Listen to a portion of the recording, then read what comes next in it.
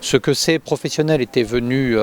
en préfecture évoquer, ce sont naturellement leurs difficultés économiques et c'est en même temps examiner avec les services de l'État les conditions dans lesquelles peuvent être apportés non pas des assouplissements ou des remises en cause puisque le principe de précaution exige qu'il soit maintenu, mais en tout cas des aménagements à la réglementation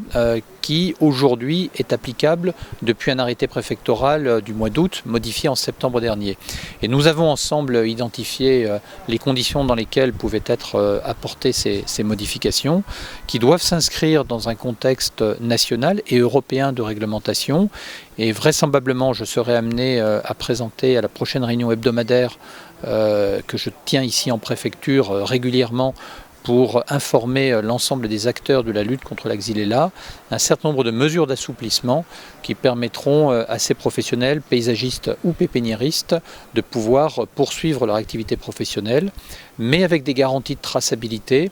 et bien sûr aussi des contrôles à l'introduction des végétaux qui seront maintenus, voire renforcés en fonction des circonstances. Depuis le mois de juillet, compte tenu de la survenance de contamination et donc de foyers ici en Corse, nous avions suspendu les introductions de végétaux, mais j'avais indiqué il y a déjà quelques jours que ces introductions ou ces importations de végétaux pourraient reprendre pour les seuls professionnels dans des conditions de traçabilité garantissant bien sûr la provenance de ces végétaux de parties du continent dans lesquelles la xylella n'est pas constatée et avec toutes les garanties de traçabilité également ici en Corse pour les plantations de ces végétaux dans les différents endroits où ces végétaux sont nécessaires. Je pense notamment pour les productions fruitières ou les productions de vignes, mais également aussi pour le travail des pépiniéristes.